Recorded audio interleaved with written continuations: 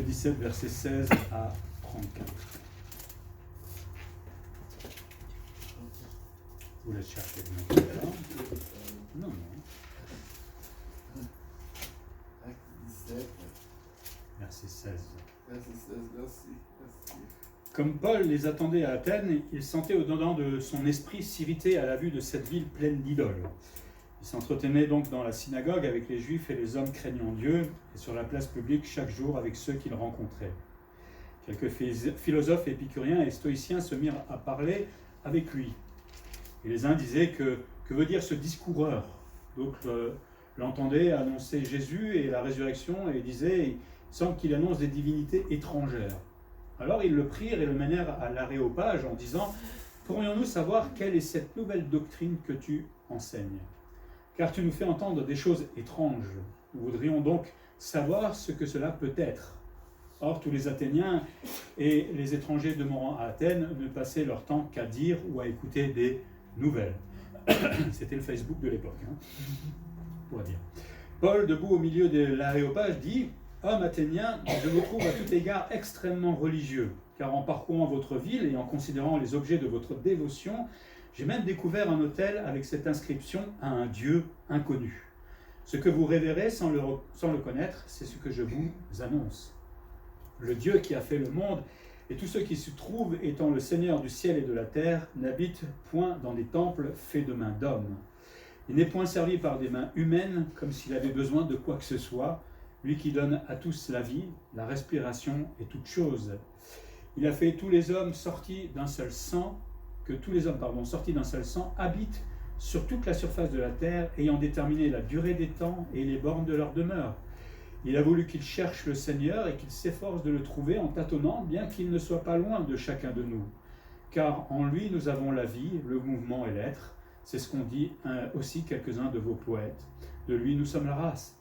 Ainsi donc, étant la race de Dieu, nous ne devons pas croire que la divinité soit semblable à l'or, à de l'argent ou à de la pierre sculptée par l'art et l'industrie de l'homme. Dieu, sans tenir compte des temps d'ignorance, annonce maintenant à tous les hommes, en tout lieu, qu'ils ont à se repentir, parce qu'il a fixé un jour où il jugera le monde selon la justice, par l'homme qu'il a désigné, ce dont il a donné à tous une preuve certaine en le ressuscitant des morts. Et là, j'imagine, ça a commencé à avoir beaucoup de mouvements de foule dans l'endroit. Lorsqu'ils entendirent parler de la résurrection des morts, les uns se moquèrent et les autres dirent « Nous t'entendrons là-dessus une autre fois ». Ainsi Paul se retira du milieu d'eux. Quelques-uns, néanmoins, s'attachèrent à lui et crurent, Denis l'Aréopagite, une femme nommée Damaris, et d'autres avec eux. On peut se mettre un peu dans l'ambiance, c'est là que ça s'est passé. Si j'ai une bonne photo. Mais voilà, peut-être qu'en tant que chrétien, vous avez tellement envie de parler du Seigneur à tout le monde. Je pense que normalement un chrétien est appelé à le faire. Bon, il y en a qui aiment le faire plus que d'autres, mais des fois, on peut se poser la question comment aborder les gens. Pas toujours évident, parce que vous avez un public complètement différent, selon l'endroit, le pays même peut-être. On parlait des musulmans tout à l'heure, on ne les aborde pas de la même manière. Mais comment aborder ces personnes ? Comment se préparer peut-être aussi à aborder ces personnes ou tout simplement à évangéliser ? Comment faire ces choses-là ? Peut-être que Paul va nous donner quelques pistes ici, c'est pas... Il y aura beaucoup d'autres choses à dire, mais on va se focaliser un peu sur la méthode de Paul, comment lui avait agi à ce moment-là, dans une certaine situation, parce qu'il n'a pas toujours fait de la même manière, il parle de différentes manières dans d'autres circonstances, mais il nous donne quelques petites pistes là qui peuvent être utiles pour nous dans notre manière d'évangéliser. Première chose, la méthode paulienne, on pourrait parler de méthode, voilà. Les lieux où il allait, c'était par exemple les synagogues. Il savait qu'il y avait beaucoup de juifs et c'est l'endroit où il pouvait rencontrer des croyants, entre guillemets. Et c'est là où il annonçait généralement l'évangile à tous ces religieux juifs, ou pas juifs forcément. En tout cas, il savait qu'il y avait un endroit dans la ville où il pouvait trouver du monde qui avait une vie spirituelle. Ça ne veut pas dire qu'ils étaient chrétiens, mais c'était déjà une occasion de rencontrer du monde. Moi, je connaissais quelqu'un qui allait dans les mosquées, écouter je ne sais pas comment ils appellent ça, et à la fin se présenter devant et disait « Je crois en Christ et je vous annonce l'évangile ». Et il dit bon, il était fait pour ça, il n'est jamais mort, mais il faut avoir le courage d'y aller. Voilà. Chacun a un ministère différent. Mais c'est ce que faisait un petit peu Paul, hein, parce que là, parler aux Juifs de Christ, c'était pas bienvenu. Hein. Il allait sur la place publique, à l'époque c'est ce qu'on appelait l'agora, je ne sais pas si vous avez déjà entendu parler de ça chez les Grecs, hein. C'est un lieu de rassemblement politique, mercantile, c'est là où on faisait le marché, il y avait un monde fou à cet endroit-là. Poser la question, où est-ce que je pourrais aller pour évangéliser? On a des marchés des fois, hein. On avait un stand quand on était à Arles, c'était agréable, il y avait le soleil et tout, les olives vertes, mais il y avait du monde là, et passage, et à nous de réfléchir peut-être comment nous placer et pouvoir tout simplement parler de l'évangile. On peut enfin lui il en a parlé où qu'il était en tout cas, mais il n'y a pas vraiment de méthode, mais quelqu'un disait par rapport à la méthode dans l'église primitive, hein, rien de plus juste que l'expression de contagion employée par Tacite et Pline pour caractériser la nouvelle religion, le christianisme, et sa propagation de bouche à oreille, d'épouse à mari, d'esclave à maître et de maître à esclave, de cordonnier à client dans le secret de l'échoppe, comme le prouve le témoignage qui nous sont parvenus. Tout le monde parlait là où ils étaient de l'évangile. Un autre disait, l'action individuelle demeure la règle. Hein, souvent on va faire des grandes campagnes d'évangélisation et il y a très peu de fruits au bout. Alors, on a l'impression qu'il n'y a pas grand-chose. Mais l'Église s'est propagée bouche à oreille. Hein, il continue. Elle est à la portée de tous. Chaque chrétien peut partager sa découverte avec les membres de sa famille, ses compagnons de travail ou ses amis. Les premiers à s'émerveiller de la bonne nouvelle, ce sont les humbles, les pauvres, les dockers, les artisans, proches les uns des autres, brassés dans une communauté de destin solidaire, les mêmes épreuves et accueillants pour qui leur parle de salut et de liberté, de paix et de dignité. Ça s'est fait dans la toute simplicité, l'évangélisation, et on a vu le progrès qu'il y a eu pendant les 2 premiers siècles juste par ces moyens-là. Aujourd'hui, on essaie de chercher de ces techniques, de ces stratégies, alors qu'on connaît que celle-là, c'est celle qui marche à 80%. Hein. Les concerts, c'est 1%, je crois, un truc comme ça. Pourquoi dépenser des milliers d'euros des fois, qu'on pourrait reverser plutôt à l'église pour fonder une église, plutôt que... Voilà, c'est un peu dommage, bon, après chacun sa méthode. Mais Paul, c'est ce qu'il faisait, il parlait. Hein, et les chrétiens de l'époque parlaient les uns avec les autres.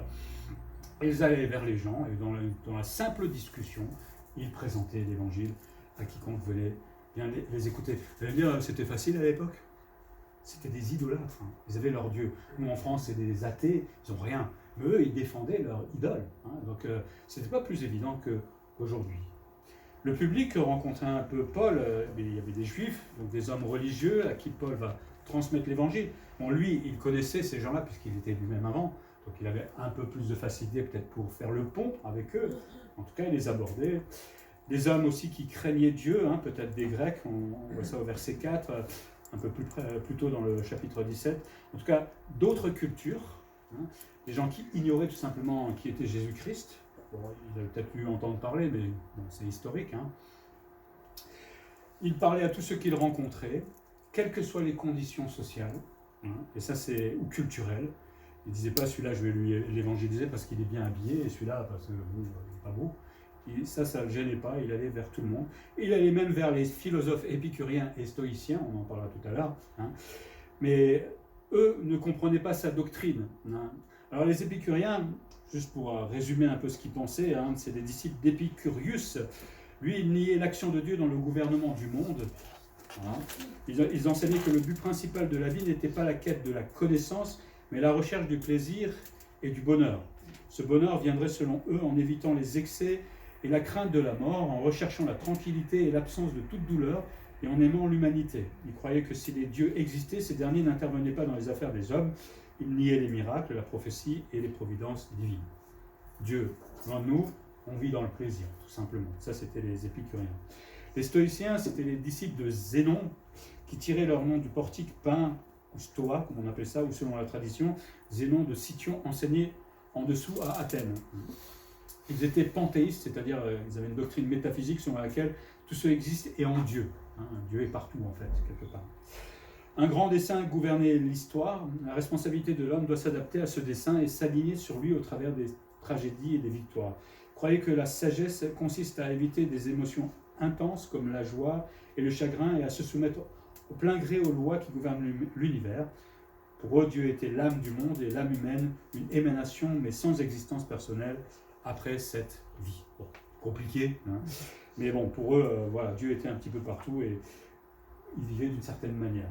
Mais il va les aborder et ça ne le gêne pas. Hein. Donc ces épicuriens étaient des gens qui recherchaient vraiment le plaisir et ça empêchait chez eux finalement la sainteté, parce qu'à vivre dans la chair, vous ne pouvez pas vivre la sainteté, hein, le plaisir tout le temps, pour oublier. Et puis les stoïciens étaient empêchés d'aller vers le salut tout simplement à cause de leur orgueil ou l'illusion de leur propre force, pour résumer un peu leur pensée. Mais ils abordent Paul et ils devaient dire, mais qu'est-ce qu'il nous raconte ce Paul-là, hein? Parce qu'ils connaissaient bien leur philosophie, je pense, à l'époque. Et là, il y a un nouveau Gugus qui nous parle de quelque chose de tout à fait nouveau. Ça doit être intéressant pour vous. Lui, il avait son public à ce moment-là, mais nous avons notre public. Et il faut des fois comprendre notre public. Comment est-ce qu'on peut aborder les gens en 2019 ? Moi, je suis sûr qu'on ne les aborde plus comme on les abordait en 1970. Ça n'a plus rien à voir. J'ai connu l'évangélisation qui se faisait il y a encore 20 ans, ça n'a plus rien à voir avec nous aujourd'hui. Les choses évoluent, entre guillemets. Je pense qu'il faut s'adapter un peu comme Paul va faire, mais je mets vraiment le mot s'adapter entre guillemets parce que ça peut être très mal compris. S'adapter en fonction du langage, parce que la langue a évolué aussi, de la culture qu'on va aborder, des religions qu'on a en face de nous, mais avant peut-être même d'aborder, pourquoi pas, si je sais que j'ai rendez-vous avec un musulman ou je sais pas, je peux prendre le temps de me renseigner, savoir que je ne peux pas dire certaines choses, par exemple quand on parle de la croix, chez un musulman, attention. Mais ça ne veut pas dire que je ne peux pas l'aborder et parler de Jésus-Christ. Mais ça me demande de me préparer plutôt que de venir et tout fiche en l'air parce que je n'étais pas au courant. Il y a beaucoup de livres qui existent, il y a beaucoup de choses qui nous permettent de le faire. Après, je pense qu'on s'adresse plus souvent aux Français, on le connaît un petit peu mieux encore. Mais quel que soit le public que j'ai en face de moi, mon message, il sera toujours christocentrique. Christ au centre de mon message. Vous savez, vous pouvez commencer à parler d'évolution avec des gens et au bout de 3 heures, vous avez tourné en rond et vous n'avez toujours pas parlé de Jésus-Christ. C'est bien de le faire des fois, c'est intéressant de voir les arguments des autres. Mais si je veux évangéliser, je perds mon temps. Il faut savoir arrêter les gens à un moment parce qu'ils vous embrouillent exprès pour vous éloigner et les ramener vers Christ au centre de ce message. Et quand on parle aux gens, il faut leur rappeler qui ils sont, pécheurs devant Dieu, alors avec beaucoup d'amour, t'es pécheur, reprends-toi, savoir l'aborder, mais leur parler que s'il y a péché, il y a aussi solution, évidemment c'est Jésus-Christ et sa résurrection est la preuve justement qu'il est encore vivant aujourd'hui et qu'il offre sa grâce. Mais quand j'aborde quelqu'un, il ne faut pas me faire embobiner par lui, parce que c'est très facile de passer 2 heures à ne rien dire. C'est pas toujours évident, je le sais, mais ça s'apprend au fur et à mesure. Et je vais adapter ce langage, comme j'ai dit, à mon public, mais adapter, c'est pour ça que je mets entre guillemets, ça ne veut pas dire faire comme le monde. Aujourd'hui, dans les églises, on fait comme le monde pour adapter notre message à ces gens. Je ne suis pas sûr que ça marche, honnêtement. Après, bon, chacun a ses écoles, mais je ne suis pas sûr que ça marche. Je pense que quand on aborde une personne simplement en lui rappelant qui il est et la possibilité de grâce qu'il a, il n'y a pas besoin de grands mots, il n'y a pas besoin de grandes fêtes, il n'y a pas besoin de grandes choses. Après, bon, chacun a son opinion là-dessus, mais pas de grandes techniques. Qu'est-ce que faisait Jésus à l'époque ? Il ne s'adaptait pas, mais il prenait les choses qui existaient autour de lui, dans la culture, et par exemple la parabole du semeur, il va employer ce que les gens utilisaient, connaissaient, parce qu'ils avaient travaillé dans les champs, etc. Donc il ne s'adaptait pas, mais il y a une forme d'adaptation dans le sens où il essayait de parler le langage de ces gens-là, tout simplement. Peut-être à nous de réfléchir un peu à quel est le langage aujourd'hui que les gens utilisent. Mais il n'a pas utilisé les choses du monde pour annoncer l'évangile. Ça, c'est hors de question pour lui. Donc il y a possibilité d'évangéliser sans faire comme le monde. Il y a des possibilités, à nous peut-être d'avoir un peu de réflexion des fois, comme Paul en avait. Et la manière dont il va aborder ces stoïciens et épicuriens, il ne va pas aborder de la même manière les juifs. Donc il s'est adapté entre guillemets au public qu'il avait et va leur parler, par exemple en utilisant les poètes, il leur montre qu'il avait une culture justement et connaissait ces gens-là. On va en parler un petit peu plus tard. Donc c'est un effort, mais ça, on connaît un peu notre culture française quand même un petit peu.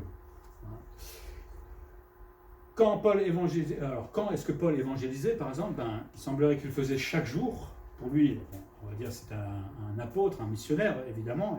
Pour lui, c'était un effort quotidien, mais je pense que dans la mesure où on peut le faire, on peut parler à notre famille sans les saouler, parce qu'à un moment, ça peut devenir pénible pour eux aussi. Donc, à nous d'avoir un peu de sensibilité là-dedans, dans le travail, dans la rue. On peut évangéliser partout.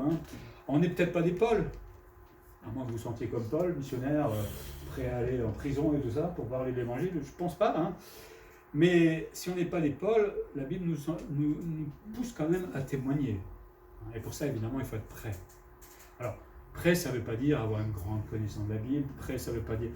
Moi, j'étais le plus content d'évangéliser quand j'étais un jeune chrétien. Je ne connaissais pas grand-chose, mais je disais les choses honnêtement, sincèrement. Voilà. Et pas un grand langage. Et les gens comprenaient. C'était mieux cette époque, je crois. Non, ils ne comprennent plus. J'en ai des mots bizarres. Mais avec notre simplicité, on peut déjà présenter l'évangile. Il n'y a pas besoin de faire compliqué. Et Jésus n'a jamais fait les choses compliquées. Enfin, que je sache, une parabole, c'est pas compliqué. C'est tout simple pour exprimer les choses. Et Dieu veut se servir de nous chaque jour. La question, c'est savoir, est-ce que nous sommes disponibles ou est-ce que nous le voulons? Est-ce qu'on part le matin, je me dis à moi-même ça, en me disant, Seigneur, permette que je puisse rencontrer quelqu'un aujourd'hui à qui je puisse parler de Jésus-Christ. C'est-à-dire, je me rends disponible au Seigneur. Mais on n'a pas ce réflexe le matin. Café, petit-déj, boulot. Je comprends. Bon, on va avoir le réflexe à 10h. Pourquoi pas. Mais quand vous le faites, c'est curieux, vous rencontrez quelqu'un. Combien de fois ça m'est arrivé? Pas tout le temps, mais ça arrive. C'est marrant. On peut prier aussi pour notre entourage. Je veux dire, si on a parlé à des gens pendant nos familles à un moment, voilà, stop, tu nous saoules. C'est pas fini le travail. On peut commencer à prier. Enfin, j'espère que vous avez prié déjà avant. Et on continue à prier pour que le Seigneur travaille dans ses cœurs. Là où nous, on ne peut plus rien faire, le Seigneur peut travailler. Mais il nous demande de prier pour notre entourage, nos familles, etc.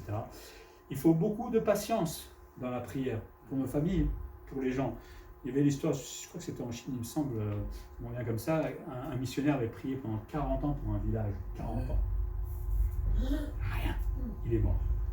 Et quand il est mort, tout le village s'est converti. Donc on ne verra peut-être pas forcément le résultat de notre prière, mais si au bout d'un an ou 2 ans, je me dis, ça ne vaut pas le coup, non, c'est faux.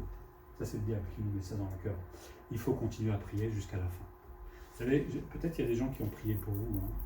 Si à un moment, ils en avaient marre de vous voir ne pas vouloir accepter Christ, qu'ils avaient arrêté. Bon, le Seigneur, il a son projet, évidemment, pour chacun d'entre nous, mais moi, je suis persuadé que j'avais beaucoup de monde qui priait pour moi et ça a été efficace pour que je me convertisse à un moment.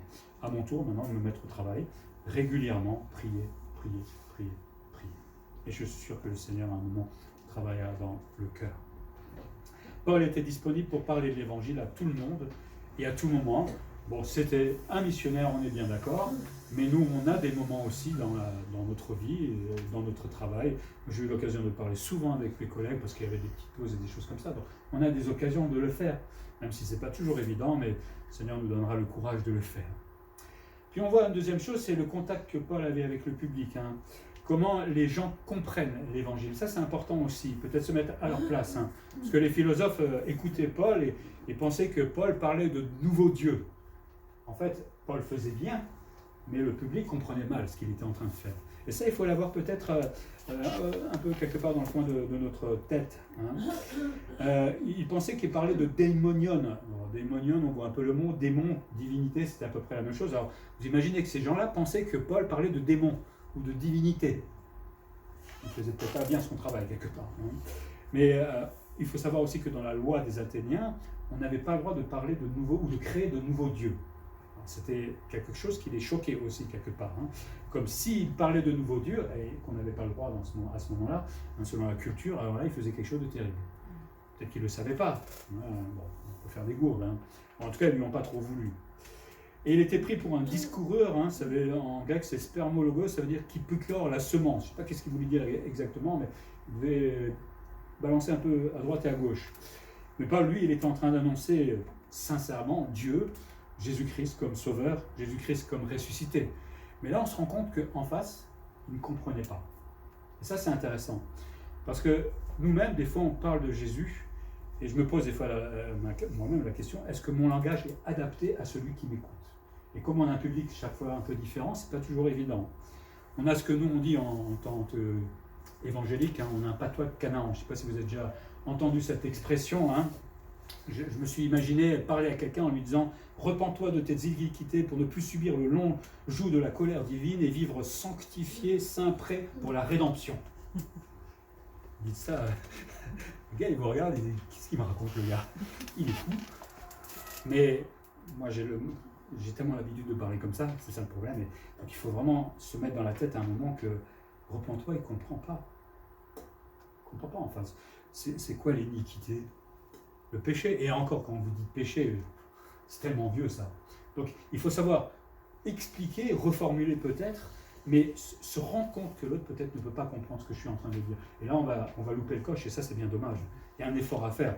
Bon, après, quand on dit péché, les gens disent « moi, je ne suis pas pécheur, hein, c'est hors de question ». Là, il faut leur expliquer. Mais il faut en avoir conscience, tout simplement. Si on veut se faire comprendre, ben, c'est ce que va faire ensuite Paul. Hein. Il va leur expliquer dans leur langage. Mais si on veut se faire comprendre, il faut savoir s'adapter ou adapter notre langage et laisser un peu le patate canaan qu'on a l'habitude le dimanche pour leur dire les choses tout simplement. Et on peut dire les choses simplement à quelqu'un. Hein. On peut parler à un enfant de Jésus-Christ hein, et le comprendre. De la même manière, on peut parler à quelqu'un de Jésus-Christ avec son langage à lui. Il faut parler peut-être avec la personne pour voir où il en est, pour savoir jusqu'à quel point on peut aller. Mais après, on peut dialoguer dans son langage à lui. Et on peut parler de Jésus-Christ, on peut parler de la résurrection, mais leur poser la question s'ils comprennent ce que ça veut dire. Parce que ressusciter, je ne sais pas si pour une personne ça veut dire grand-chose. Oh, ils ont entendu que Jésus est ressuscité, mais qu'est-ce que ça veut dire pour eux? Ça ne va rien dire. C'est un truc du catho, ça, à mon avis. Donc, ça ne les intéresse pas. Paul lui disait dans 1 Corinthiens 9, 20 à 22, « Avec les Juifs, j'ai été comme Juif afin de gagner les Juifs, avec ceux qui sont sous la loi comme sous la loi, quoique je ne sois pas moi-même sous la loi, afin de gagner ceux qui sont sous la loi, avec ceux qui sont sans la loi comme sans loi, quoique je ne sois point sans la loi de Dieu, étant sous la loi de Christ, afin de gagner ceux qui sont sans loi. J'étais faible avec les faibles, afin de gagner les faibles. Je me suis fait tout à tous, afin d'en sauver de toute manière quelques-uns. J'ai un public, je m'adapte. J'ai des intellos, j'essaie de m'adapter. J'ai des philosophes, je m'adapte. J'ai des gens qui sont simples, j'essaie de m'adapter, je ne les juge pas. Je m'adapte parce que j'ai envie de leur annoncer tout simplement l'évangile. C'est un travail, hein. C'est pas évident quand même hein, de s'adapter à celui qui est en face. En même temps, il ne faut pas exagérer. Vous ne rencontrez pas souvent des philosophes. Non, je ne pense pas. Des grands érudits. Ça arrive, mais c'est des faux philosophes. Les gros intellos, vous n'en avez pas souvent. Mais ça arrive. Mais lui va accepter cette invitation à l'aéropage. L'aéropage, c'était une colline consacrée au dieu Arès, pour notre culture générale, qui se trouvait à Athènes, qui était située à l'ouest de l'acropole, et choisi comme lieu de réunion de l'aéropage. C'est là où ça tchatchait, on discutait. C'était aussi un conseil, un tribunal d'Athènes qui siégeait sur cette colline, qui était réputé pour sa compétence, son intégrité et sa sagesse. Donc c'était pas n'importe quel endroit. C'était aussi le tribunal suprême d'Athènes que la tradition fait remonter aux origines de la ville. Et donc, on va inviter notre cher discoureur, Paul, à venir là. Vous imaginez, placé au milieu là, avec tout le truc rempli, et vous devez parler de Jésus là, à tous ces gens-là qui comprennent rien, ou qui n'en veulent pas surtout. Hein. Alors, c'était pas un procès à ce moment-là, mais on a vu, les Athéniens aimaient beaucoup écouter. Ils étaient curieux. Bon, il y a encore des gens curieux aujourd'hui, heureusement. Maintenant, il y a Internet, il y a l'occasion de discuter aussi. Hein. C'est un moyen aussi, il ne faut pas croire. Alors la technique entre guillemets de Paul, hein, il va essayer de chercher un point de contact avec ces païens intellectuels. L'attitude qu'il a, elle est intéressante, il reste plein de douceur. Ça peut être stressant là. Hein. Je ne sais pas si vous imaginez avec toutes les personnes autour de vous, ils peuvent vous sauter dessus à un moment, hein, mais il reste doux et il va défendre avec douceur justement l'espérance. On voit ça dans 1 Pierre 3,15. Mais sanctifiez dans vos cœurs Christ le Seigneur, étant toujours prêt à vous défendre avec douceur et respect devant quiconque vous demande raison de l'espérance qui est en vous. Des fois, il y en a qui vous énervent. Parce que vous dites des hérésies, vous allez sortir le maillet et il faut savoir se calmer, comprendre qu'en face, ben, j'étais dans le même état, peut-être, à l'époque, hein, et discuter avec douceur, avec respect, et leur présenter l'espérance que nous avons en Jésus-Christ. Paul, avant, a observé, analysé, utilisé le contexte. Hein. Il n'a pas fait les choses par hasard. Et il ne va pas parler, comme il parlait aux Juifs, il va employer la culture, ce qu'il a vu, le contexte. Et c'est comme ça qu'il va commencer à faire son discours. Mais pourtant, il n'imite pas forcément la culture. Hein, où il a une technique actuelle, je veux dire, il n'imite pas la culture, peut-être comme aujourd'hui le monde, comme aujourd'hui l'Église imite le monde, mais on peut en avoir conscience. Hein, l'Église veut faire comme le monde aujourd'hui et pense que c'est comme ça qu'on va y arriver. Mais Paul n'a pas fait ça, il n'a pas utilisé la technique, on va dire, des Athéniens. Il a observé, il en a tiré certaines leçons et il va discourir à partir de là. Il va partir de la condition des philosophes pour développer son argumentation. Il va leur dire, sans les flatter, mais je vois que vous êtes extrêmement religieux. Et c'était vrai, puisqu'ils avaient des tonnes de dieux, même un dieu qu'ils ne connaissaient pas. Vous êtes extrêmement religieux. Alors, il y a l'aspect positif, on va dire, dans le sens où ils révéraient un dieu, mais il y avait aussi l'aspect négatif, parce qu'il n'était pas d'accord évidemment avec ça, parce que c'était de la superstition. Mais voilà, il avait observé que ces gens-là avaient une vie religieuse. Et il leur dit. Il leur montre qu'ils avaient aussi un autel à un dieu inconnu. Là, c'est quand même fort, hein, enfin, quand on y réfléchit un petit peu. Encore que vous nommiez vos idoles, c'est une chose, mais que vous fassiez un dieu inconnu, là, je ne sais pas, il fallait avoir beaucoup d'imagination. Mais il a observé ces choses-là et ça sera le point d'accroche, en fait, de son discours. Il a trouvé une clé de voûte, on pourrait dire là, pour commencer à attirer l'attention des gens en face et de pouvoir présenter l'évangile. Ça montre aussi que ce Dieu inconnu, que l'homme cherche Dieu. Dans Ecclésiaste 3.11, il dit « Dieu a fait toutes choses bonnes en son temps, même il a mis dans le cœur de l'homme la pensée de l'éternité, bien que l'homme ne puisse pas saisir l'œuvre que Dieu fait du commencement jusqu'à la fin. » Mais on est sur cette terre avec l'idée de l'éternité. Je pense que quand on était gamin, on s'est dit c'est quoi la mort, à un certain âge, on voit les étoiles, on se dit c'est fou quand même toutes ces choses-là. Et donc on a une idée de cette éternité-là. Maintenant, il faut simplement que Dieu remplace ce vide. Mais voilà. Et on voit que quand on étudie un peu tous les hommes, l'anthropologie, où que vous soyez sur la planète, tous les hommes ont cherché un Dieu d'une manière ou d'une autre, parce qu'ils ont cette idée de l'éternité. Et c'est la preuve que Dieu a bien fait son travail. Enfin, après, l'homme a mal fait son boulot, parce qu'ils auraient plutôt dû chercher Dieu. Mais on a besoin d'adorer quelqu'un. Et Dieu nous a créés justement pour l'adorer. Mais bon, l'homme va adorer autre chose, jusqu'à ce que Dieu vienne, évidemment. Paul ne va pas leur faire de reproches d'être des adorateurs. Ça, c'est aussi intéressant, parce que des fois, nous, on regarde les catholiques ou les idolâtres, on va dire « Oh là là, si vous saviez comme Dieu, il n'aime pas ça, oh là !» Il ne leur fait pas de reproches ou de critiques, il ne juge pas ces gens-là.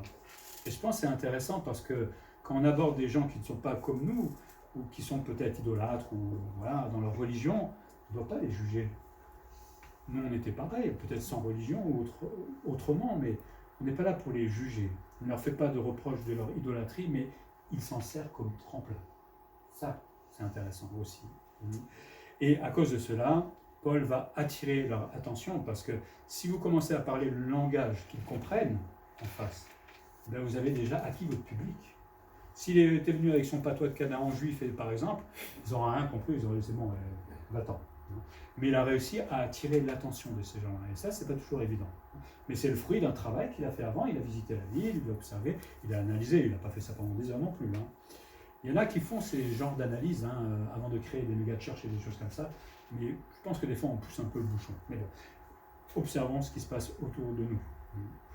Et il a attiré l'attention avec un sujet qui a intéressé justement les Athéniens.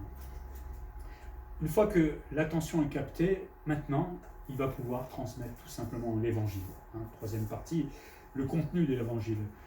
Paul va présenter Dieu et il va faire une comparaison maintenant avec ses idoles. Puisqu'il a dit, vous êtes idolâtres, vous êtes religieux, vous les servez. Moi, je vais vous présenter qui est vraiment Dieu par rapport à vos dieux, à vous, sans vous juger. Il va faire le contraste entre le Dieu créateur et les idoles qui sont mortes, en fait. Parce qu'il dit, les idoles ont besoin d'un temple et ils ont besoin d'être servis par l'homme. Ça, c'est un Dieu, pour eux. Ça devait les faire réfléchir, parce que le Dieu que lui présente, ce n'est pas un Dieu qui est dépendant de l'homme. Au contraire, c'est Dieu qui a créé le monde. Ça a dû les faire réfléchir, parce que c'est quand même fou d'avoir un Dieu que vous êtes obligé de nourrir tous les jours, servir, soigner et tout ça, alors qu'il est censé être mon Dieu, m'aider. Tu vois, quand on y réfléchit un peu, c'était caustique, pour celui qui comprenait à ce moment-là. Non, Dieu a créé le monde et il n'a pas besoin d'être servi par personne, il est totalement indépendant, il n'a même pas besoin de nous. Il n'était pas obligé de nous créer, Dieu existe encore. Mais bon, voilà la grande différence. Il dit Dieu donne la vie à l'homme, la respiration en toute chose. Ça, c'est pas possible pour vos idoles. Une idole ne peut rien faire. Vous révérez quelqu'un qui ne peut rien faire. Alors, il fallait qu'il le croie, qu'il l'expérimente peut-être.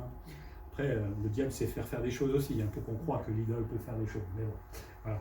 Mais voilà un contraste. Première chose, je ne juge pas vos idoles, mais rendez-vous compte qu'elles ne peuvent rien faire pour vous. Par contre, le Dieu éternel, lui n'a pas besoin d'être servi, mais il peut tout faire pour vous parce qu'il vous a créé. Et regardez-vous, hein, la complexité de l'être humain. L'idole, c'est un morceau de bois, c'est pas très complexe, et ça fait rien. Il fait le portrait du vrai Dieu. À nous peut-être de nous poser la question, là, comment moi, quand je parle à quelqu'un, je présente Dieu? On ne va pas rentrer dans le détail, mais on peut se poser la question, comment je parle de Dieu à quelqu'un à qui j'évangélise. Deuxième chose, Paul présente celui qui a créé l'humanité. Hein. Dieu est le créateur de l'homme. Il parle d'un seul sang, une seule race. Cette race, évidemment, elle est en Adam. Et Adam et Ève ont ensuite fait des enfants, et nous voilà, bien des années plus tard. Hein. Et Paul rappelle que tout homme vient de Dieu, et même les Grecs. Hein. Il leur rappelle que vous aussi, vous venez de Dieu, que Dieu vous a créé. Et là, il touche un peu l'orgueil des Grecs et des Romains aussi à l'époque, parce que pour les Grecs et Romains, les autres, c'était des barbares. Ah oui, vous avez leur Dieu et leur culture, etc. Mais si lui, il dit que vous aussi, vous avez été créés par Dieu comme tous les autres, il les inclut là-dedans, et vous devez les titiller un petit peu. Oh, qu'est-ce que tu nous racontes là? Nous, on est des gens bien. Hein. Ah, combien de gens bien nous rencontrons dans notre vie, hein. Ah là là. Et c'est ceux qui ont le plus de mal à rencontrer Christ. Hein. Mais là, il touchait un petit peu l'orgueil. Il leur rappelle que Dieu est souverain sur les hommes. Une idole n'est souveraine que sur elle-même éventuellement, et même sur elle-même ne fait rien, puisqu'elle est inerte, inexistante. Il fait un contraste entre les deux encore. Ensuite, au verset 27, il dit que Dieu, lui, désire une relation avec l'homme. Ça, c'est quelque chose que j'ai appris en lisant la Bible. On parlait de Dieu et tout ça, mais quand j'ai compris que ce n'est pas une religion que Dieu voulait avec moi, mais une relation, ça change la donne. Il dit que Dieu se laisse chercher, mais ne s'impose pas. Ça, c'est intéressant aussi. Hein. Dieu s'est révélé. Dans Romains, on voit aussi que la nature révèle qu'il y a quelqu'un au-dessus qui a fait toutes ces choses. Dieu s'est révélé pour être trouvé. Hein. Il a créé les belles choses pour que nous posions des questions. Et en plus, on a l'idée de l'éternité en nous pour que nous réalisions qu'il y a quelqu'un qui est au-dessus et donc qu'on doit chercher. Et c'est évidemment Dieu, et on le trouve au travers de Jésus-Christ et de la parole de Dieu. Mais l'homme cherche en tâtonnant. On peut dire Dieu aurait pu faire que ça soit plus simple. Mais bon, le Seigneur a voulu que ça soit comme ça, c'est lui qui est souverain. Mais malgré le péché qui nous éloigne, Dieu se laisse malgré tout trouver. On peut être dans un grand péché, comme la plupart peut-être, mais si on est un peu honnête et sincère, Dieu se laisse trouver à un moment. Donc ce n'est pas ma situation qui m'empêche de rencontrer Christ. Et ça c'est bien, parce que si vous êtes en face de gens qui se trouvent dans des situations abominables, ça ne les empêche pas de rencontrer Christ. Au contraire, Paul, meurtrier, hein, qui avait la haine de Christ, etc. Ben, Dieu l'a rencontré, donc tout est possible, hein, et c'est bien de leur rappeler cela. Mais bien qu'ils soient tous près de nous, bien que Dieu soit près de nous, hein, donc peut-être nous, des fois, les gens se disent, ben, Dieu il est trop loin, il est inaccessible. Pour un musulman, par exemple, Dieu est complètement inaccessible, hein, et même quand il sera jugé, même s'il est dans son paradis, il ne verra jamais Dieu. Ça, il faut le savoir. C'est triste d'avoir un Dieu comme cela. Et quand vous leur parlez que Dieu veut une relation avec eux, voilà, ça fait bizarre pour eux. Hein. Dieu veut une relation avec nous parce qu'il est tout près, il est accessible. Ça, c'est formidable. Et quand on veut lui tenir la main, ben, il se rend disponible. Essayez de tenir la main à une idole, hein, un morceau de bois, là. Elle vous regarde avec ses yeux hagards. Il n'y a rien, évidemment, qui va se passer. Et c'est toute la différence entre la religion, les idoles. Il n'y a aucune relation possible avec cette forme de Dieu. Hein. Ça fait toute la différence avec les idoles. Dieu veut une relation avec l'homme. Et à nous-mêmes, en tant que chrétiens, d'y réfléchir, c'est chouette d'avoir une relation avec Dieu. On sait ce que c'est avoir une relation avec une autre personne. Qu'est-ce que c'est? C'est aller la voir, discuter avec elle, des opinions, faire les choses ensemble. Ben, on peut faire la même chose avec Dieu. Il y a d'autres limites, évidemment, mais on peut prier, on peut savoir qu'il est à côté de moi tous les jours, l'amener avec moi au travail, discuter quand on s'ennuie un peu. Bon, pas forcément, ce serait souvent un soliloque, hein, comme on dit, on parle seul, mais après je vais lire la Bible et Dieu me parlera d'une manière ou d'une autre. Mais ça, c'est la relation qu'on peut avoir avec Dieu. Verset 28, il dit que Dieu est l'auteur de la vie. Dieu donne la vie, le mouvement et l'être. Aucune idole n'a jamais fait ça. Enfin, moi, j'en ai jamais vu. Donc, à quoi ça sert d'avoir une idole qui ne peut rien faire? À un moment, hein, quand vous avez un objet qui ne sert à rien dans votre maison, qu'est-ce que vous faites? On jette. Bon coin. Et encore, on jette. Voilà. C'est la logique. Parce que si ça ne sert à rien, ça ne sert à rien qu'il soit là. Mais si mon idole est là, qu'elle ne sert à rien, autant la jeter. En contraste avec celui qui peut absolument tout. Et c'est là où justement il cite des poètes, alors on suppose, je cherche un peu dans les commentaires, l'expression « car en lui nous avons la vie, le mouvement et l'être ». Il y aura un certain Épiménide, qui était un poète crétois, et que Paul va aussi citer dans Tite 1,12, qui aurait repris cette expression. Un autre qui s'appelle Aratus, qui vivait 3 siècles avant l'ère chrétienne, qui serait originaire de Cilicie et qui était la patrie aussi de Paul. Donc peut-être que Paul avait connaissance de ces poètes. On trouve aussi chez un hymne du poète stoïcien Cléante, enfin bon, ça vous intéresse peut-être pas. Mais l'autre expression de lui, nous sommes la race, c'était dans une œuvre qui s'appelait Phainomena, et qui était d'Aratus, le même auteur qu'on a vu tout à l'heure. Mais Paul connaissait la culture, au moins avait un petit peu de culture. Et je pense que c'est bien, sans aller pousser trop loin, on est tous différents, on a tous appris autre chose, et ça c'est bien, je trouve que c'est formidable, tout ce mélange qu'on peut avoir, parce que si quelqu'un est un grand philosophe, appelez-moi, j'irai le voir, j'aime ça, moi, discuter. Mais peut-être que moi, je ne pourrais pas comprendre une autre personne, et j'appellerai la personne qui connaît mieux, peut-être ce domaine-là. Si c'est par exemple aborder un musulman, je ne me sens pas un expert, mais je connais des gens qui peuvent aller voir ces gens-là et leur parler mieux que moi en tout cas. Et on a tous justement nos qualités dans ce domaine-là, c'est ça qui est formidable. Et on est une église, et donc il y a plein de qualités, et on peut s'aider, s'épauler les uns les autres, mais on peut avoir un peu de culture quand même. On connaît le président de la République, ça serait bien quand même. C'est la moindre des choses. C'est la moindre des choses parce que sinon on ne prie pas pour. Et la Bible nous demande de prier pour nos autorités. Ça va bien connaître nos autorités aussi. Donc il faut comprendre un peu, enfin Paul comprenait un peu la vie des Athéniens qui devrait venir de Dieu plutôt. Enfin, ils sont nés à cause de la volonté de Dieu, mais pas à cause de la volonté des idoles. Et là, le contraste est extrêmement fort. Je ne sais pas s'il comprenait à ce moment-là. Finalement, Paul termine au verset 19, le vrai Dieu, en fait, il essaie de faire comprendre à ces gens-là, la vraie divinité selon leur définition, elle n'est pas en or, elle n'est pas en argent, et elle ne peut pas être créée par l'homme. C'est impossible, techniquement parlant.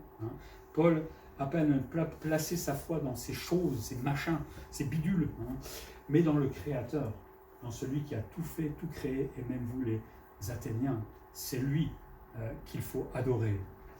Versets 30 à 34, il annonce à ce moment-là, il va plus loin, il va annoncer l'évangile et il rappelle justement que maintenant que vous avez compris que Dieu est le créateur de l'humanité, ce même Dieu annonce aux hommes qu'ils doivent se repentir. Vos idoles ne vous ont jamais rien demandé. Dieu vous demande quelque chose. Il faut se repentir parce qu'il faut se reconnaître pécheur. On ne peut pas se repentir si on ne reconnaît pas notre péché. Je n'ai pas mauvaise conscience, donc ça ne marche pas. Et il leur rappelle qu'il faut commencer par là. Il leur rappelle aussi qu'un jugement attend les hommes selon la justice divine et non pas selon la justice des idoles. Parce qu'une idole, c'est de la justice, une idole. Allez voir votre casserole tout à l'heure en préparant le repas. Et essayez de lui demander de régler un problème de justice. Mettez les pâtes et continuez à faire votre Dieu, ça sert à rien. Mais Dieu, lui, il est juste et cette justice va s'imposer un jour au travers de Jésus-Christ quand il reviendra. C'est cet homme dont il parle dans le texte.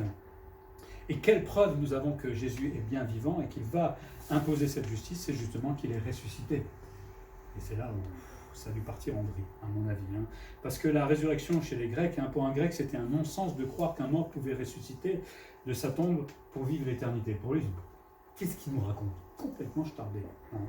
Voilà pourquoi certains se moquaient de Paul. Les Grecs pensaient qu'après la mort, on pouvait se débarrasser enfin du corps. Et ils ne voulaient surtout pas le reprendre. Eux, ils voulaient vivre dans leur machin, là, dans leur paradis grec. Et de plus, l'idée d'un jugement personnel était vraiment difficile à avaler pour eux. L'évangile touchait donc directement les besoins des Athéniens à ce moment-là. Quelqu'un disait pour les épicuriens et un stoïcien, le retour à la vie d'un mort était une absurdité. Quand Paul a commencé à présenter Jésus ressuscité, ça a dû faire un choc, une espèce de lobotomie là, dans la tête. Qu'est-ce qu'il nous raconte là? Non, pas pour nous la résurrection, ça on n'en veut pas du tout. Mais vous avez vu comment c'est crescendo, comme c'est monté en puissance, on va dire. Il est parti de leurs idoles, de leur religiosité, pour présenter à la fin, c'est christocentrique tout simplement, Christ, ce qu'il attend, ce qu'il est aussi aujourd'hui. Et après, ben voilà, la réponse de l'homme est juste derrière, et la réaction de l'homme est là, et la résurrection va produire beaucoup de réactions, incrédulité, moquerie. Il y en a qui disent « Oh, on va t'entendre plus tard », mais bon, beaucoup de commentaires pensent que c'était du pipeau, comme on dit, mais c'était pour... voilà. Mais ça vous rappelle quoi? aller parler de Jésus et de la résurrection à quelqu'un dans la rue. Et bon, eux c'était des intellectuels, on pourrait dire des philosophes, mais la réaction est toujours la même. Comme quoi l'intelligence ne permet pas d'être sauvé plus vite ou moins vite. Hein. Ce n'est pas le niveau d'intelligence que l'on a qui permet d'accepter l'évangile plus ou moins facilement. C'est ça qui est formidable avec l'évangile. Vous n'avez pas besoin d'être un intello pour l'accepter. Alors souvent on dit, il faut connaître bien la Bible. Non. Qu'est-ce qu'il dit Paul? Il ne dit pas qu'il faut connaître la sanctification, la justification, etc. Il dit, Dieu demande de se repentir. Reconnais que tu as fauté. C'est tout ce qu'il demande. Et reconnais que Jésus est mort pour ses péchés. C'est compliqué ça? Oui. Pas à comprendre, mais à accepter. Là, c'est difficile. Parce que se reconnaître pécheur, c'est pas évident. Et c'est pour ça que peu de gens se reconnaissent. Mais le message est simple. Donc, moi, ce qui m'intéresse aussi, c'est qu'on se dit, mais Paul, un grand évangélisateur et tout ça, mais il n'a pas eu beaucoup de fruits. Oui, qu'on y réfléchit. Non, mais avec la somme de personnes qu'il y avait là, pour moi, il n'avait pas grand... Donc, peut-être on est découragé, nous, des fois, en disant, il n'y a pas beaucoup de fruits, de résultats, ça va. Paul, c'était le top, quand même, Paul. Mais il n'avait pas plus, il avait 2-3 personnes, sur peut-être une centaine de personnes qui étaient là. Ça va. Ça nous permet de nous dire, ok, on n'est même pas des Paul, même lui, ça ne marchait pas. Jésus, il a eu beaucoup de fruits. Pas beaucoup. Mais bon. Après, c'était peut-être une autre époque aussi. On ne doit pas être découragé parce que même Paul, lui, malgré les tentatives des fois, n'y arrivait pas. Mais un certain Zinzendorf, qui fait partie des frères moraves, si ça parlait des gens, disait « Je préfère 100 tentatives infructueuses plutôt qu'aucune pour la gloire de Dieu. » Il faut essayer, pas grave si ça ne marche pas, mais à un moment ça va marcher peut-être. Et si je me dis à un moment, ouais, ça ne marche pas, j'arrête, peut-être que je vais louper le coche, et peut-être que j'aurai rencontré des gens qui auraient accepté Jésus-Christ dans leur vie. Mais quelques-uns crurent, nous dit un certain Denis, qui était membre justement de l'Aréopage, et une certaine Damaris, elle, on ne connaît absolument rien d'elle, et dit aussi quelques autres, donc il n'y avait pas que eux. Selon la tradition, Denis va devenir, alors c'est la tradition à prendre entre guillemets, va devenir ancien de l'église d'Athènes, et il va mourir selon Origène en martyr. Bon, on verra bien ça au ciel. Mais il y a eu un petit fruit. Quel travail quand même, quel discours, il fallait avoir le culot aussi de faire ça pour que 2-3 personnes, 4 peut-être, se convertissent à ce moment-là. Ça vaut le coup des fois, non? Parce que nous on aimerait bien avoir 50 personnes converties d'un coup, non? Quand même plus agréable. Après il faut s'en occuper, n'oublions pas aussi, vous allez les accompagner. Mais Paul nous montre là que il a fait la tentative et il y a eu un peu de fruits, mais c'était important de le faire. On ne sait pas ce qui s'est passé ensuite avec les autres, peut-être. Ils vont se convertir, certains, je ne pense pas tous, ça c'est sûr, mais peut-être d'autres vont se convertir ou vont aller voir Paul, effectivement, mais la Bible ne dit rien. Mais Paul nous apprend à présenter Dieu en fonction du public, et il nous donne quelques pistes. Il ne faut pas le faire tout le temps forcément, mais je pense qu'il y a une bonne idée là, il y a des pistes pour savoir présenter l'Évangile, s'adapter peut-être au public que j'ai en face de moi, ne jamais oublier d'être christocentré, qu'on arrive toujours à ça à un moment, parler de repentance, parler de grâce. Et après, la personne répondra positivement ou négativement, mais là, ça ne dépend plus de moi. Mais j'aurais fait ce qu'il faut pour présenter Jésus-Christ. Pour terminer, voilà une méthode de Paul pour évangéliser, mais évidemment, chaque situation est complètement différente. On peut se retrouver dans des situations complètement folles. Je me souviens avec Sylvie, quand on était à Bordeaux, on faisait de l'évangélisation porte à porte. Et on frappait aux portes, personne n'ouvrait. Il n'y a qu'un seul monsieur qui a ouvert, qui était à moitié nu, et qui nous a amenés, parce qu'il voulait absolument entendre ce qu'on voulait dire, dans une pièce où sa femme était nue, qui s'est vite recouvert, et nous on était là, je ne savais plus où j'étais. J'ai essayé de présenter l'évangile comme j'ai pu, mais c'était difficile quand même. Bon, j'ai fait ce que j'ai pu, je regarde le plafond surtout. Ouais, bon. Mais voilà, Dieu nous met des fois dans des situations un peu comiques, on va dire. Mais c'était une bonne expérience en tout cas. Mais il a entendu l'évangile. C'est dommage, c'est le seul qui nous a ouvert. Bon, il fallait y aller, c'était le bon moment peut-être. Je ne sais pas ce qu'il est devenu. Je sais qu'il y a des gens qui sont venus après de cette campagne d'évangélisation, qui sont allés dans des églises baptistes là-bas. Peut-être qu'il était parmi eux, j'espère en tout cas. Mais apprenons aussi à observer la culture, prenons le temps de nous faire tout à tous. Osons parler peut-être aux gens. Je me souviens d'un frère qui est à Arles, qui un jour avec sa femme à l'hôpital. Et je crois que j'ai déjà dû le dire, mais et à côté de sa femme, il y avait un berger qui était hospitalisé. Et pendant tout le temps qu'il discutait avec sa femme, il pensait à ce berger, vous voyez un peu le point d'accroche facile, mais il n'a pas osé parler. Il l'a regretté plus tard. Il m'avait dit, hein, j'ai regretté parce que j'avais un super point d'accroche, quoi. Un berger, on va présenter le bon berger. Des fois on n'ose pas, c'est bien dommage. C'est peut-être l'occasion, mais notre timidité. Oh, pareil, hein, ça peut m'arriver des fois d'être un peu timide, hein, mais c'est peut-être dommage. Alors, selon les commentateurs, les avis sont partagés sur la technique de Paul, donc on fait chacun voit ce qu'il a envie, mais moi ce que je vois c'est qu'au bout il y avait un peu de fruits, quelques-uns au cru, et donc ça a été quand même efficace pour certains. Il ne faut pas se décourager parce qu'on n'a pas de fruits. On peut distribuer des traités pendant des mois, on a fait ça pendant 4 ans, 3 ans, 4 ans, il n'y a pas eu de fruits pour l'instant, c'est pas ce qui va s'arriver. Quand on était à Reims, il y a une dame qui a eu un traité, qui l'a posé, qui est restée là quelques années avec ça, et qui est venue dans l'église, qui s'est reconvertie parce qu'elle avait lâché, qui est devenue diaconesse dans l'église et qui marche avec le Seigneur. C'est pas ce qui peut arriver. Donc pour moi, c'est des encouragements, même si on ne voit rien là peut-être pour l'instant, Dieu fait son travail. Hein. Mais on ne doit pas se décourager, et surtout, je pense qu'il faut avoir un amour pour les âmes perdues. Pas se dire, je m'en fous du voisin, tant pis pour lui, il n'accepte pas Jésus. Je peux prier pour cette personne. Et à l'occasion, si je peux, parler du Seigneur avec lui. Des fois, on se dit, lui, il n'acceptera jamais. C'est lui, généralement, qui accepte Jésus-Christ. C'est ça qui est le plus curieux. Hein. Donc, ce n'est pas à nous de juger qui acceptera ou pas. Si le Seigneur permet une situation, autant parler avec eux. Dieu nous rappelle que nous plantons et que c'est lui qui fait croître. On a notre mission, on a notre part, c'est planter, évangéliser. Je ne peux pas faire le travail de Jésus. Je ne peux pas convaincre, comme le Saint-Esprit, de péché, de justice et de jugement. Mais il faut que je plante et lui, il arrosera et il fera croître. Chacun son travail, dit la Bible, et chacun au travail. On va prier.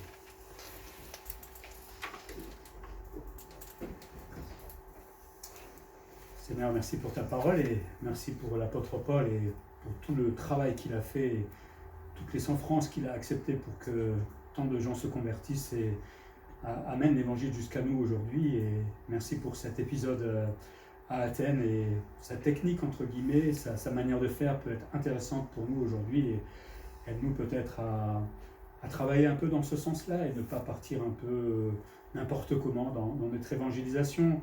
Pas jouer les intellectuels non plus, le message est simple, la bonne nouvelle est simple à présenter. Aide-nous à ne plus être timides, aide-nous à bien comprendre que nous avons un champ, là où nous sommes, famille, collègues, voisins. Aide-nous à prier pour eux déjà, pour commencer peut-être, et avec toi, Seigneur, de trouver des occasions pour présenter la bonne nouvelle. Donne-nous de l'amour pour ces âmes perdues, Seigneur, comme d'autres l'avaient pour nous, Seigneur, et que nous prenions cette mission non pas à la légère, mais vraiment au sérieux, pour que d'autres se convertissent et fassent ta joie et la joie du ciel. Merci de nous aider, Seigneur, à nous changer dans notre timidité, dans notre manière de faire peut-être, et à nous améliorer, tout ça pour ta gloire, Seigneur, en Jésus-Christ. Amen.